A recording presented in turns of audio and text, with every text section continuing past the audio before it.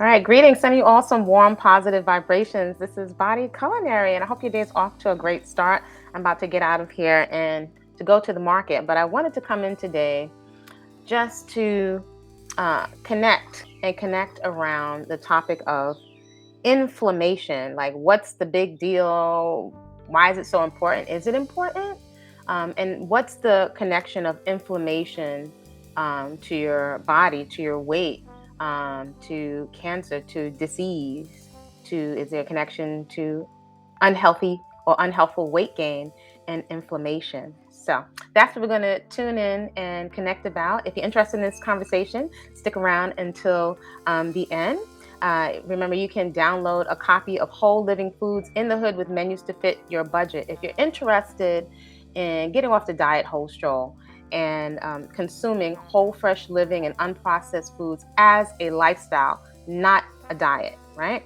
If there's going to be any processing, it is minimal and you do it yourself. So you know exactly what is in your food. You can get a copy of that on body-culinary.com. The cocoon is available. How to lose weight without losing muscle, body recomposition. That workshop is available, as well as the raw vegan cakes workshop. So all of that you can find on body-culinary.com. Feel free to subscribe to the channel if you're interested in this kind of content, lifestyle content. Share it with somebody who could benefit. All right, so all that being said, I'm Body Culinary, also known as Kwasapeacefull Eating. I'm a professional chef and a personal trainer. I've worked at Equinox as one of the top trainers for over a decade. Certified in postnatal training, kettlebell certified, yoga certified. I've done fitness competitions, certified in yoga. This is really a lifestyle for me. I'm also classically trained as a chef, though I credit my grandma and my mom for giving me my hand at seasoning, right? So I graduated from the Institute of Culinary Education, I don't know how many years ago. So my focus is whole, fresh living and unprocessed foods. I'm also someone that comes from Caribbean and African American parentage, and my folks can cook. And I also come from a family pattern of morbid obesity, diabetes, heart disease, all the comorbidities that come with unhealthful weight gain. Now, I totally get the body positivity. Context is everything. Context is everything. And it's really important that we take more responsibility for the context of things that are being marketed to us and how it applies to us. You know, so as a woman in my second half of life and who is very intentional about enjoying my own hair and skin, I'm not anti-makeup. Though as someone that's had a tremendous amount of acne and hyperpigmentation, who would have easily been tracking for morbid obesity and diabetes and all those comorbidities that go together, and as someone that likes to eat, I'm very, very crystal clear with years of education and experience with myself, my family, and so many clients. I'm very, very clear on the impact of lifestyle on my body. So what does that mean? How does that translate in real life? How do I make that tactile and tangible? Well, I got clear at an early age that if I didn't find a way to really enjoy what I'm eating, I knew what was waiting for me. So that has led me down a rabbit hole of working at Heal Thyself and Sacred Women. I'm in that book many years ago, and has led me to a lot of really investing in my own education and um, charting my own education, having different mentors. It's been quite a journey. So here we are now, and today we're going to be talking about inflammation. What is inflammation? We hear a lot of these buzzwords in this information age and the internet thrown around all the time, but it appears that there's a big what I call split mind. I have my own language, or I like to organize things in my brain in such a way that it's easier to see what I need to get done and what I need to apply. That's what's the most important thing to me when I'm coming away from the internet. So we hear this buzzword, we hear protein powder, we hear inflammation, we hear narcissists, we hear all this information that's thrown around. What are we supposed to do with it, right? And how does inflammation, how does it affect us? Exactly what is inflammation? Well, when we think of inflammation, we usually think of the visual observation, right? And it's usually characterized by redness, right? Swelling, heat, usually applying to the body extremities, and pain and loss of function, right? Those are the classic signs of inflammation. But what about inflammation in terms of your body, right? What are the biggest causes of inflammation? It's usually the result of exposure to a lot of environmental toxins, lingering viruses, aging, and chronic stress.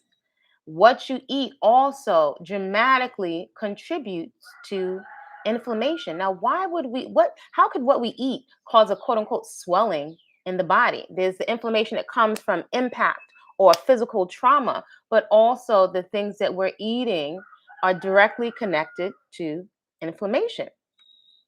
Well, some of the top 10 worst offending foods, you can look this up, usually are dairy products, wheat, rye, and barley, refined flour, fried foods, red meat, processed corn, processed corn, artificial chemicals and additives, trans fats, right? Trans fats, aside from causing cancer, also create low density lipoproteins, which feed inflammation. Let me say that again.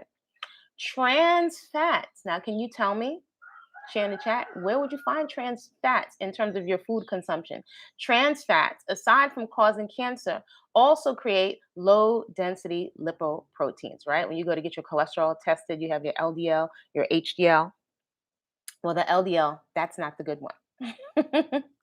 That is not the good one.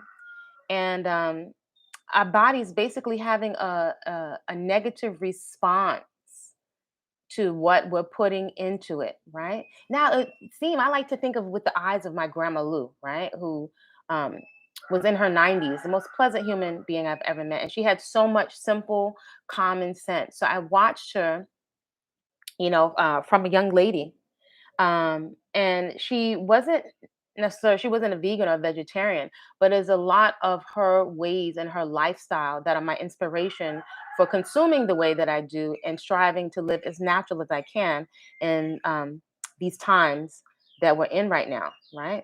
So inflammation in the body, right?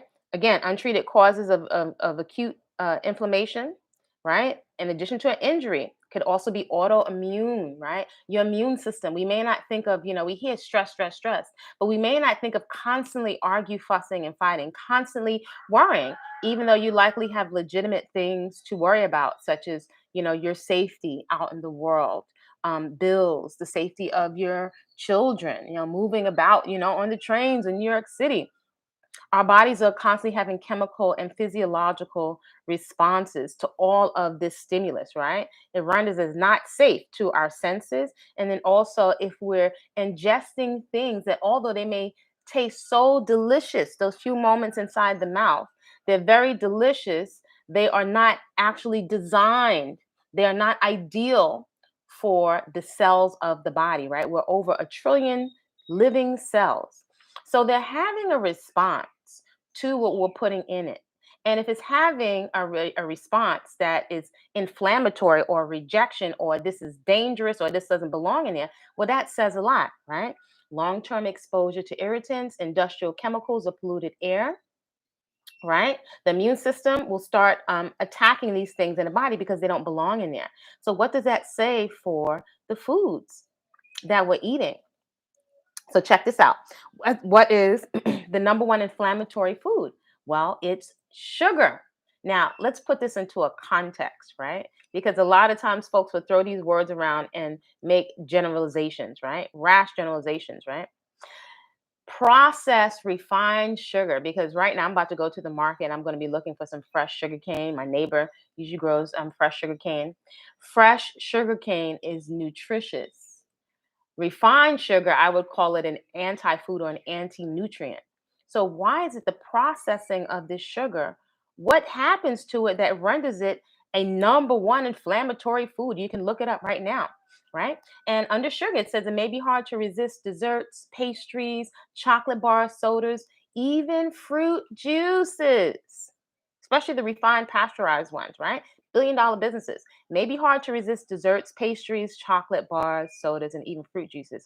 However, The American Journal of Clinical Nutrition warns that processed sugars trigger the release of inflammatory messengers called cytokines. Right? Just marinate on that. The American Journal of Clinical Nutrition warns that processed sugars trigger the release of inflammatory messengers called cytokines. Think about that, right? What does that say? Again, foods that can be inflammatory, highly processed foods like corn chips, fried, and I used to be a potato chip addict, fried foods, too much red meat. I would not, if you have high cholesterol, I would not be choosing meat anyway. If you have lots of excess adipose tissue, sugar, wheat, rye, and barley. These are most of the foods that you're getting off the shelves. Also, people with gluten allergies, right, and celiac disease, right? What does inflammation feel like, right? In short term, again, if you're having impact, it feels like redness, swelling, warmth, and pain in the affected area. Though, if you're putting offending materials that are not designed for the body, then the body has an inflammatory response. Remember, the body's sending out inflammatory messengers. What it's like, in my mind, I'm thinking of like the ambulance, an alarm system. Something is in here that does not belong inside of the body. If you have rheumatoid arthritis and you're eating processed foods, well, itis, inflammation, right? It would make sense that you disengage from eating substances that are going to the root of the problem, that are inflaming and fueling, throwing gasoline on the problem, on the fire, right? Some of the symptoms of silent inflammation, right? Low grade inflammation, right? That lingers for months and even years throughout the body. Sometimes might seemingly be invisible to us, right? Frequent coughs and colds, stiffness in the joints, migraines, a low mood, digestive problems, and fatigue, right? Those are considered silent symptoms of inflammation. So let's consider that we're creatures of habit. It's humbling. We mimic and we follow, from the adults around us, but even more so today, celebrities who we attach to, or people we like their hairstyle, or we like their singing voice. And so whatever they're eating, we eat. We're a species that copies and mimics and follows. But it doesn't appear that is working out in our best interest, as we consider that over 70% of the population, if not more now, is unhealthily overweight in the United States. And now other countries that never had that issue, with the influx of very profitable fast food chains, now these other countries, such as China, are experiencing obesity. And China was never known for having an obesity problem. Let's look at some other inflammatory responses. You don't necessarily have to have arthritis, right? But aging comes for us all. We want to be able to flow through the maturation process as pain-free as possible. But let's look at processed meats like hot dogs, brats or bratwursts, and other sausages. I remember making force meats, or AKA sausages, in culinary school. So processed meats, if you are a fitness person, right? I remember at one point eating sliced processed turkey breast. Even though I thought it was the best quality, it was still highly processed. Refined carbohydrates like the ones you find in bread and pastries. These things contribute to joint pain. Dairy products, because for many people, casein, which is a common protein found in milk and ice cream and cheese, has been shown to irritate the tissue around joints. Additionally, alcohol and tobacco. This is not me making it up. You can find this stuff online. Let me say that again. Processed meats like hot dogs, right? These cheap fast foods that you find at these discount stores, bratwursts and sausages. Another term for that, the culinary term, would be sausages or force meats. Refined carbohydrates like the ones you find in breads and pastries. Dairy products. Now, we also know that many people of African descent are uh, lactose intolerant. It means our bodies reject dairy. For many people, the casein, the protein that's found in milk, Ice cream and cheese has been shown to irritate the tissue around the joints. Additionally, alcohol and tobacco, right? Alcohol is, people think because it's liquid, that it's a free food, but it's not. It's actually calorically dense alcohol, and it doesn't require any digestion. So that's part of what makes it very dangerous. And if you are experiencing issues with cravings and diabetes, why are you still drinking alcohol? It doesn't require any digestion. What does that mean in layman's terms? That means it's going to hit your bloodstream with the quickness.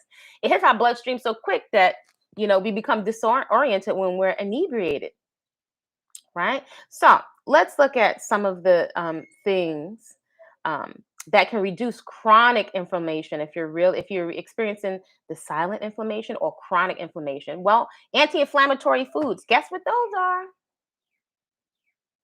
Fruits and vegetables. I'm going to make the distinction of whole, fresh, and living. Whole, not in canned in syrup, not cooked to death, whole and fresh. The foods behave differently when they're not processed. Quitting smoking, period. It's 2024. Why are you smoking? And it's not to demonize anyone, but this is something actually for us to perhaps journal about and to reflect on. If you're smoking something that it's expensive. First of all, it's extremely expensive to your economics, right, to your cash, to your pockets, but also to your body. That is a sim that's an expression of wanting to dissociate. Or what are we needing now that we've become physically addicted? What are we needing to calm down from? Right, the first puff is not it's not delicious or attractive, but a lot of what we're doing to socially bond with people is very addicting, right? Alcohol, chronic inflammation. Why are you drinking alcohol, right? um, if you are eating inflammatory foods, why are you doing this and you're having pain? Does it really make sense to continue to eat inflammatory foods? See, this is whatever label you want to put on yourself. But if you're eating inflammatory foods, but then you're taking pain medication, does that make one iota sense? No, it doesn't. These are just some things for you to reflect on. What are your stress management techniques, right? If we're exposed to a tremendous amount of stress throughout the day with these personal TVs, right? If you have an unhealthy amount of adipose tissue, unhealthy weight on the body, which has inflammatory behavior on the body. Let's make no mistake. And now the body positivity or the fat positivity community is experiencing that, as a lot of people in that particular segment of social media are dying, right? So now some of them are starting to, and this is like common sense. It's just it's mind blowing how much we mimic and we follow. Are you exercising or moving your body vigorously on a regular basis? If your glutes are flat, if your butt or your glutes are atrophied, that means you're sitting down too much and you're not challenging them. So how much sense does it make? No shame. But if you're putting something artificial like bathroom caulk or the equivalent inside your glutes, though that substance doesn't have any nerve endings in it, right? To me, it would make sense that your body's going to have an inflammatory response somewhere down the line because it doesn't belong in the body. And are you practicing good sleep hygiene? I know that's the most challenging one for me, right? So, greetings, Dora. Greetings, Carolyn. So, inflammation, right? On a practical level, if your body is having a rejection response, an ambulance response to the non-foods that you're putting into it, that's telling you something. Now, again, I've expressed to the people I work with for many years that I study junkies. Literally, I study junkies because of what I would call the split mind, which I notice is something that a condition that we're prone to today as a species. We know, but we don't do. And it comes at a tremendous cost to us, to our spouses, to our children. I'm just going to keep it real with you. Our children watching us, and it's not exclusive to women, but who stirs the pot controls the house. Children don't what? Children don't buy groceries. So in our quiet times by ourselves, if we're really honest, our children, I was raised watching the grandmothers and great grandmothers chew food and put it inside like a bird and put it inside the baby's mouth, right? Also, I breastfed, women in my family breastfed. I don't know if maybe it's coming more, back into vogue now that we have more midwives and we have more doulas. But what we eat, our children are standing right there, peeking up, and they want some of what we're eating. Or most animals do this. So the palate is coming from the mother. Different cultures that I've worked with, Korean folks will put that kimchi on the baby's tongue. So the child is used to their food. I know it's very particular about making sure that my child had a taste for fruits and vegetables. Very, very particular. I swore to myself if I had two nickels, no matter what the situation was, I would feed my son healthy. Why? Because of all the suffering, the amputations, the cancer, um, the lack of mobility, the massive obesity, the suffering. I was so crystal clear that I would feed my son healthy. So that is a core value for me, right? Once something becomes a core value, you're not struggling so much to keep making the decision over and over and over. I'm going to start. I'm going to start. That's more of that split mind. That's more of the cognitive dissonance. Cognitive dissonance is that's what it is right now. We know, but we don't do. And this is not the time, because I'm here to tell you, you have to bust your backside to put on muscle. And most folks with all of this fasting and the juicers, whatever, especially women, there's a lack of education there, which is why we keep starting over, stop, start, stop, start. But once you can organize things in a way that is simple and comprehensive, that makes sense, you don't have to keep starting and stopping over and over. I want to make a distinction. I love distinction, because distinction can save you a lot of time. That's one of the reasons I really value coaches. I'm a coach for years. I've been in the industry of food and fitness for over 35 years, and I always have some type of coach, right? And that's key, because there's something to be said for shortening your learning curve, right? For not taking 10, 20, 30 years to do something that can take a year or 6 months to do, right? That's short, rather than you trying to figure it out. It actually is much more expensive. But in any event, to really understand and get clear and organized in your brain why it's not that I can't eat certain things, but why I choose not to eat certain things. I like to eat, right? I like to enjoy food, but there are a lot of things that don't occur to me as food anymore. As somebody that had so much acne and hyperpigmentation, it was very, very clear to me, although I was in denial for a while. It was all the potato chips, all the Reese's peanut butter cups. I was a junk food junkie, potato chip junkie, a French fry junkie. As soon as I can get my hands on my own money, especially as I got older and got my own job, I bought those comforting foods that I watched everybody else eating. That's what the society was doing. We copy and we mimic, and it takes a tremendous amount of courage and real faith in oneself to venture out and figure out how to find foods that take, and they're right in front of our face, but conditioning is a mamma jamma, to find foods, or to organize in our brain, right? And to go down the path, the rabbit hole of changing our palate and our programming, because the foods are right in front of our face, right? Strawberries don't need massive advertising, neither do blueberries. It's the processed stuff. And we can have these great conversations. There's a myriad, there's a plethora of information. Why is there the disconnect? That's what I'm fascinated by, right? The junkies that are like, yo, I know I need to stop. My daughter came down here. This is off you can watch that documentary Junkie. I've watched numerous of, yo, my daughter, I would stop this. Teeth gone, face gone. There is something, there's a process, there's a pattern when it comes to eating foods that are inflammatory and destructive and addictive. I invite you to consider, is it so much that just that we are addicted? Because nobody wants amputations. Nobody wants to be unhealthily overweight. Nobody wants loads of acne and hyperpigmentation. What's the disconnect? Why do we need so much comfort, comfort, comfort? Is comfort wrong? No. But the context of what's being offered to us, the seduction, we're being seduced to sedate ourselves, right? With all of this processed foods, right? In the absence of community, in the absence of you all coming over and helping me out in the garden and sharing some live, strawberry pie or some coconut milk, we'd likely be a lot more satisfied if we had more healthy interactions and community. but it is what it is. But we're being offered these cheap substitutes for healthy human connection, cheap substitutes for getting to go out and play as children and adults. They're cheap substitutes. So you'll hear now, it's common in the common, language today, Netflix and chill. I'm going to go home. I got my snacks, you're not going to get necessarily an STD from going home with your movie and your popcorn and your Cheetos and your nachos with your cheese. So many people look forward to snacks and TV entertainment. It's become our boyfriends or our partners. Am I lying? Is what we're looking to for comfort. If we think of chemically, everything that we think and do, blinking, everything mental, everything we're processing is physiological, right? It has chemical responses. So everything we're putting into our mind, into our mouths, as well as everything we're ingesting with our eyes and the sounds that we're ingesting, is all instructions and information to your nervous system.